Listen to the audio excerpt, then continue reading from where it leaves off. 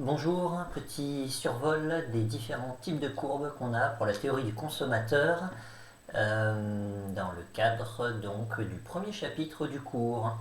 Premier graphique qui est proposé, l'ensemble de consommation. Donc il s'agit tout simplement de la représentation des paniers de biens qui vont être consommés par un individu. L'individu peut consommer des paniers A et des paniers B qui sont nommés ici X1, X2, pas A et B. Mais donc X1 et X2 représentent des quantités. Et donc un panier de biens est lui écrit grand X1, grand X2, grand X3, etc. Donc petit x1 ou 2 représente un nombre de biens de chacun des biens qu'on va consommer. Et puis le panier de biens composé des biens 1, des biens X1 et des biens X2 est lui écrit grand X. Le consommateur a une contrainte de revenu. Donc le revenu s'écrit R égale P1X1 plus P2X2. L'idée c'est qu'on a la dépense en X1, P1, X1, donc P1 c'est le prix du bien 1, X1 c'est la quantité de bien 1 qu'on va consommer, le nombre d'unités de bien 1 qu'on va consommer. Donc ça nous donne l'un multiplié par l'autre, la dépense. Une baguette à 1 euro égale 1 fois 1, 1. On a une dépense de 1 euro pour acheter une baguette à 1 euro. Le revenu, c'est donc P1X1, la dépense en bien 1, plus P2X2, la dépense en bien 2.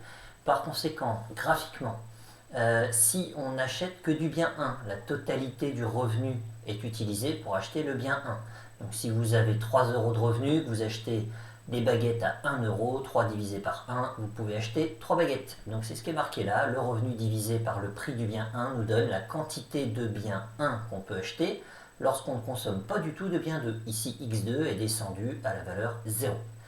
Deuxième point remarquable, eh bien celui-ci, si la totalité du revenu est dépensée en bien X2, on ne consomme pas du tout de bien X1, donc ici la valeur est ramenée à 0, et la totalité du revenu est utilisée pour acheter du bien 2. On pourra donc acheter en quantité revenu divisé par P2, le prix du bien 2, et on a donc la quantité maximum de bien 2 qu'on peut acheter. Entre ces deux points, on va avoir une répartition uniforme des quantités. Donc ici, on voit que petit à petit, pour obtenir ce point-là par exemple, eh bien, on a réduit, si je pars d'ici, on a réduit la quantité de bien X2 qui a été consommée. Par contre, on a augmenté la quantité de bien X1. Donc on se retrouve sur un point qui a ces coordonnées-là. Ici, on a encore plus réduit la quantité de bien X2, donc je suis là. Et par contre, j'ai encore plus augmenté la quantité de bien 1, donc je vais me retrouver en partant de 0 quelque part par ici, et je vais trouver des coordonnées qui sont quelque part par là. Donc on a bien une droite qui va relier les deux points extrêmes, R sur P1, on ne consomme que du bien 1, et R sur P2, on ne consomme que du bien 2. On se rappelle que tous les paniers de biens à l'intérieur du triangle ici sont achetables par le consommateur qui a les revenus nécessaires, mais ça on verra dans l'équilibre qu'en fait ça ne nous intéresse pas parce que ça ne permet pas de maximiser l'utilité.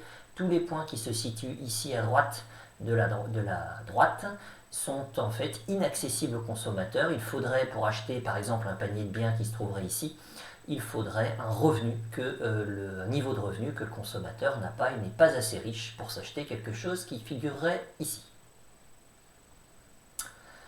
Quelques caractéristiques de cette contrainte de revenu ou contrainte budgétaire, plus on est vers le nord-est, plus on est en haut à droite, plus cela montre un niveau de revenu important.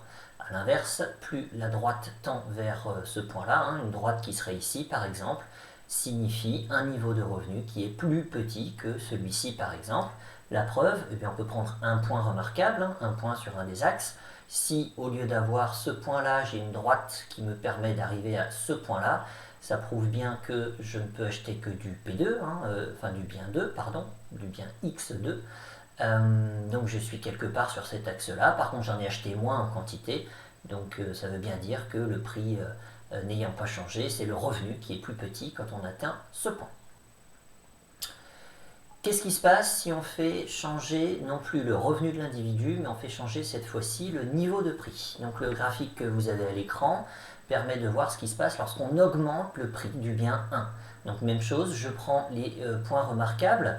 Donc je suis ici, revenu divisé par P1, le prix du bien 1 augmente. Comme le prix du bien 1 augmente, il est plus cher, je peux en acheter moins avec un niveau de revenu qui n'a pas changé. Conclusion, je vais bien avoir des quantités qui sont plus faibles et donc ce point-là va se déplacer vers celui-ci. On a fait l'hypothèse ici qu'on avait toute notre dépense en bien 1. Qu'est-ce qui se passe maintenant sur le bien 2 ? Eh bien, ce point-là n'a pas changé, le prix du bien 2 n'a pas changé, le revenu n'a pas changé, donc R sur P2 dans notre situation n'a pas changé.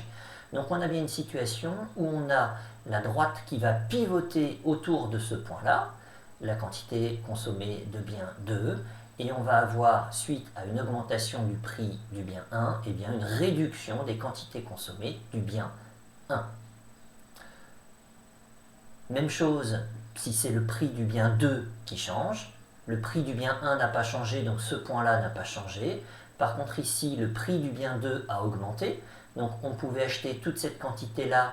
Le revenu n'a pas changé, par contre le prix du bien 2 a augmenté. On peut donc acheter moins de quantité. Ce point-là va se déplacer vers celui-ci.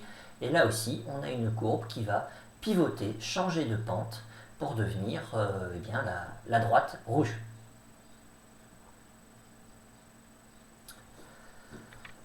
Les consommateurs sont tous différents.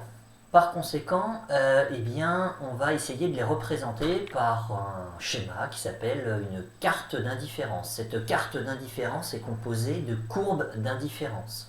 Alors, sur cette courbe rouge, vous avez l'ensemble des paniers de biens qui apportent le même niveau d'utilité au consommateur. Autrement dit, sur les biens A, B, X, C, D, ce consommateur-là a le même niveau d'utilité. En clair, il n'aura pas vraiment, à ce stade, de capacité de choisir entre les paniers A, B, X, C et D. Tous ces paniers vont lui apporter le même niveau d'équivalence, enfin le même niveau d'utilité. Ils sont équivalents du point de vue du consommateur qu'on étudie. Lorsqu'on les trace, on fait très attention à deux choses. Ce sont les extrémités de ces courbes. Ces courbes ne peuvent pas être ni verticales, ni horizontale. Donc ici, je me suis arrêté pile au moment où on arrive au niveau horizontal et vertical. Lorsque vous le tracez à la main, ce que je vous suggère, c'est de vous arrêter quelque part par ici, comme ça on est sûr qu'il y a une pente, et quelque part par là, comme ça on est sûr qu'il reste une pente aussi. Donc attention dans le dessin à ne surtout pas faire une verticale, une horizontale. Qu'est-ce que ça voudrait dire? Si ici j'avais une horizontale, ça veut dire que je peux garder le niveau de consommation du bien 2, cette coordonnée-là ne changerait pas, tout en achetant de plus en plus de bien 1. On est bien d'accord que ça ne peut pas être équivalent, ça ne peut pas être sur la même courbe. Ce point-là, imaginons qu'ici il y a une droite, ça voudrait dire qu'ici, avec par exemple une banane et une orange en bien 2, je suis ici, une banane, une orange, et je me retrouve avec 2 bananes, une orange, 3 bananes, une orange, 4 bananes, une orange. En fait, on a l'axiome de non-satiété qui dit que plus on a, plus on est heureux. Donc, on ne peut pas avoir un panier de biens, une banane, une orange, qui est équivalent à 2 bananes, une orange, c'est pas possible. Ensuite, ça c'est la carte d'indifférence. La carte d'indifférence, c'est l'ensemble des courbes d'indifférence qui vont définir les préférences d'un consommateur. Chaque consommateur a sa propre carte d'indifférence. Donc vous prenez une classe de 35 étudiants, vous avez 35 cartes d'indifférence. Chacun a la sienne. Ça dépend de vos préférences en bien 1 et en bien 2. Donc ça c'est intrinsèque, c'est intime, c'est à vous. Vous choisissez ce que vous préférez et ça va vous donner des cartes d'indifférence. Ces cartes d'indifférence, plus elles sont vers le nord-est, en haut à droite, plus elles désignent un niveau d'utilité élevé. Donc ici sur cette carte, on a l'utilité représentée par la courbe bleue qui est plus faible que l'utilité représentée par la courbe rouge qui est plus faible que l'utilité représentée par la courbe verte et ça va jusqu'à plus l'infini. On pourrait imaginer un schéma infini qui augmente vers le haut et la droite.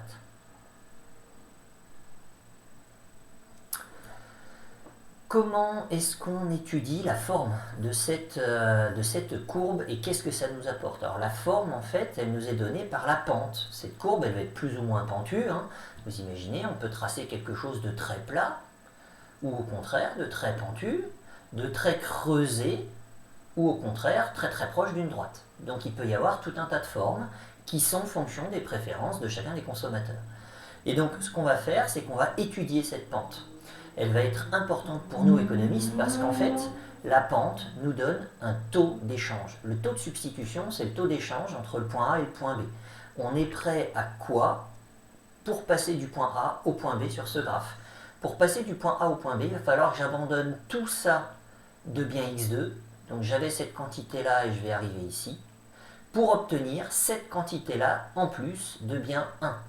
Donc on va passer de cette coordonnée-là à cette coordonnée-là, lorsqu'on passe du point A au point B. Donc on voit qu'ici, je suis prêt à abandonner une quantité relativement importante de bien 1 pour avoir en échange une quantité un peu moins importante de bien 2. Et pourtant, je suis sur la même courbe, ce qui veut dire que du point de vue du consommateur, A et B sont indifférents. Donc probablement que le bien 1 a ici pour notre consommateur une valeur un petit peu plus grande que celle du bien 2. Une hypothèse, ça peut être les quantités. On se rappelle qu'on a le théorème de l'utilité marginale décroissante. Autrement dit, plus on a le même bien en quantité importante, moins l'utilité marginale, donc l'utilité du dernier bien apporté, est grande. Donc on peut imaginer qu'ici, on avait beaucoup de biens A, donc en laisser tomber une certaine quantité, c'est pas très grave pour nous. On avait très peu de biens B, donc en obtenir un peu plus, eh bien ça a beaucoup de valeur à nos yeux. Le taux de substitution, c'est un taux qu'on mesure entre deux points. Donc ça veut dire qu'en termes de calcul, c'est pénible, il faut faire un grand nombre de calculs pour étudier notre courbe, et nous, ça ne nous arrange pas du tout. Par conséquent, on va remplacer cette étude en 2 points par une étude en 1 point. Donc en fait, ici, on va chercher la pente au point A. Et donc ça, c'est la tangente à la courbe. Et la tangente à la courbe, eh bien, mathématiquement, c'est la dérivée. Donc on fera des calculs de dérivée pour obtenir la pente de notre courbe d'indifférence. Plus la pente sera forte et plus cela voudra dire, plus le TMS sera important et plus la pente sera forte, plus le TMS sera faible et plus on aura bien une pente qui sera faible. Une pente qui est faible, ça veut dire qu'on va avoir une courbe qui est quasiment couchée, entre guillemets, et plus la pente sera forte et plus on aura une courbe qui va être proche de la verticale. Ces courbes qu'on vient d'étudier sont une représentation en 2 dimensions de l'utilité. Mais l'utilité, en fait, elle se trace dans un graphique en 3 dimensions. Alors les 3 dimensions, c'est l'enfer à dessiner à la main, par conséquent, on ne le fait jamais. Voilà quand même à quoi ça ressemble pour comprendre un petit peu ce qu'on est en train de faire. Ce qu'on a étudié, en fait, c'est ces axes-là. On avait le bien 1, ici on a le bien 2, et on voit nos courbes qui sont ici à plat. Donc, je reviens en arrière, une carte d'indifférence. En fait, c'est la base de quelque chose. Il faudrait imaginer quelque chose qui serait en cloche ici et qui serait en 3 dimensions sur l'écran. Donc, je reprends ce schéma-là. L'utilité, alors qu'est-ce qu'on voit? On voit que plus la courbe ici est vers le nord-est, en 2 dimensions, à l'intérieur de cet axe-là, plus on a dit l'utilité est grande. Et effectivement, ça marche bien. On va passer maintenant en 3 dimensions, donc on rajoute cet axe-là qui représente l'utilité. Et maintenant, on obtient ces courbes-là. Alors, ici, on a ce qu'on appelle une courbe enveloppe, une espèce de courbe en 3 dimensions. Donc, il faut imaginer que ça, c'est la surface extérieure, et que ici, on a des tranches, si vous voulez, de chacune des fonctions. Donc, il faut imaginer une espèce de forme, une espèce de boule ouverte, qui serait un petit peu fermée et courbée sur le dessus. Alors pourquoi est-ce que ça a cette forme-là? Ça a cette forme-là parce que l'idée c'est de dire que plus les quantités augmentent, plus la loi de l'utilité marginale décroissante fait que l'utilité ajoutée par la dernière unité consommée devient faible. Donc c'est pour ça qu'au début on consomme un peu plus et boum, on a notre utilité qui augmente très fortement. Quand on consomme déjà beaucoup de bien 1 et de bien 2, on est par exemple ici, on augmente encore les quantités de bien 1 et bien 2, ça va augmenter notre utilité totale, mais assez peu comparativement à cette partie qui était ici. On fait attention sur le graphe, ici on a l'impression que ça redescend, alors j'ai pris cette image dans un ouvrage, même chose, ça ne devrait pas redescendre, donc on arrête notre tracé quand on le fait à la main un petit peu avant, pour regarder quelque chose qui est toujours croissant, l'utilité totale est toujours croissante, elle n'est pas décroissante. Dernier point, comment est-ce qu'on passe du 3D au 2D? Vous imaginez qu'il y a une force ici là, qui est appliquée sur le sommet de cette forme et vous l'écrasez en 2 dimensions. Donc vous voyez qu'en fait cette courbe-là, cette coupure-là, on peut la redescendre et ça va nous donner ça. Cette courbe-là, vous la prenez, vous la projetez en 2 dimensions, vous l'écrasez vers le bas, ça va nous donner cette courbe d'indifférence-là. On continue avec la dernière, celle-ci, vous l'écrasez, ça va donner cette courbe d'indifférence. Donc en fait, les courbes d'indifférence qu'on va étudier sont ni plus ni moins que la représentation en 2 dimensions d'une courbe d'utilité totale, qui est en 3 dimensions, qui est donc l'enfer à dessiner, et par conséquent en 2 dimensions, ça sera très bien pour nous. On obtient donc ça, et c'est ça qu'on va étudier. Alors, ces courbes d'indifférence, elles peuvent avoir différentes formes. La forme la plus classique, celle qu'on verra quasiment tout le temps, c'est celle-ci. Donc on parle de biens qui sont substituables. Donc on peut remplacer la consommation du bien 1 par celle du bien 2, et ça nous donne ce type de graphique. Qu'est-ce qui se passe dans les autres situations? Ici, on a des biens qui sont parfaitement substituables. Donc parfaitement substituable, ça veut dire que lorsqu'on va enlever une unité du bien 2, on va rajouter une unité du bien 1.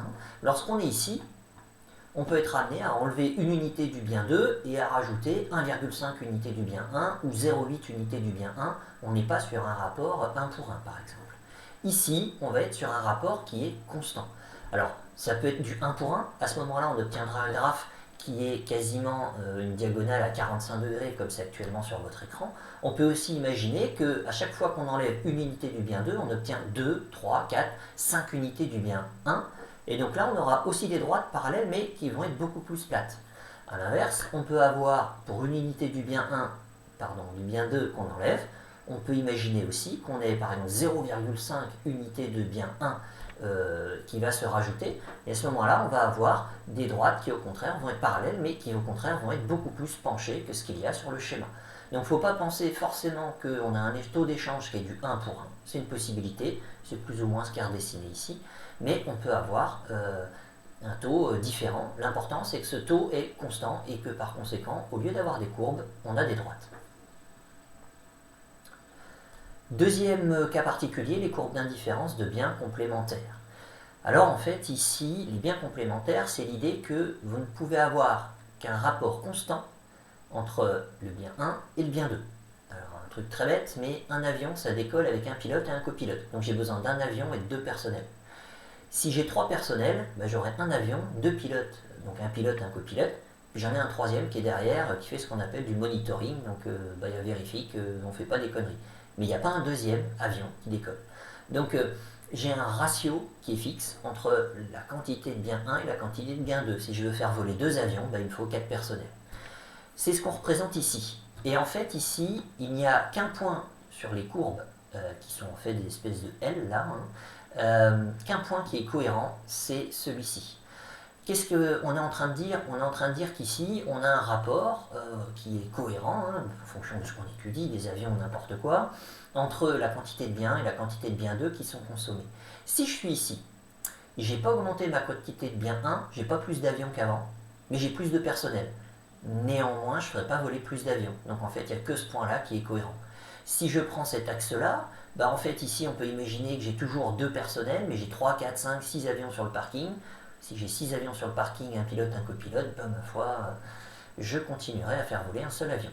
Donc le seul point cohérent, c'est ce point-là. Les autres désignent des points dans lesquels le ratio entre le nombre de bien 1, d'unités de bien 1 et le nombre d'unités de bien 2 n'est pas cohérent avec la consommation de ce consommateur-là. Et donc on peut les tracer, mais en fait ils n'ont pas de sens. Dernier point, si jamais on a des biens à dépendance, le tabac par exemple, l'idée c'est de dire que le consommateur va avoir tendance à mettre tout son budget vers un des biens. Si je reviens en arrière sur les courbes qu'on verra le plus dans le cours, celle-ci, en fait ici le consommateur, ce qu'il va préférer, on verra dans le cours, je renvoie vers le cours, ce sont les mélanges. Il ne va pas être incité à consommer que du bien 1 ou que du bien 2, il va consommer un peu des deux. Un peu de pain, un peu de Nutella. Voilà, il ne veut pas que du Nutella ou que du pain. Ici, là, on va avoir un comportement un peu particulier, ce qu'on appelle les biens à dépendance. L'individu est incité, par ses caractéristiques personnelles, à acheter un maximum d'un des 2 biens. Et en fait, les équilibres, on va les retrouver sur les solutions en coin. Les solutions en coin, c'est lorsque les courbes touchent les axes. Donc ici, on a 1, 2, 3 solutions en coin, 1, 2, 3 solutions en coin. Et donc, pour par exemple ce niveau d'utilité qui est tracé là, eh bien, le consommateur va se retrouver soit ici, soit ici. Si c'est le bien X2 par exemple qui est le bien indépendance, hein, il veut absolument consommer du bien 2, eh bien, l'équilibre sera ici. A l'inverse, si le bien à dépendance est le bien X1, eh bien, l'équilibre sera ici. Et plus on monte, eh bien, plus on a un niveau d'utilité qui est grand, mais néanmoins, les points d'équilibre restent ceux qui sont représentés par le fait que la courbe vient couper l'axe soit 1, soit 2.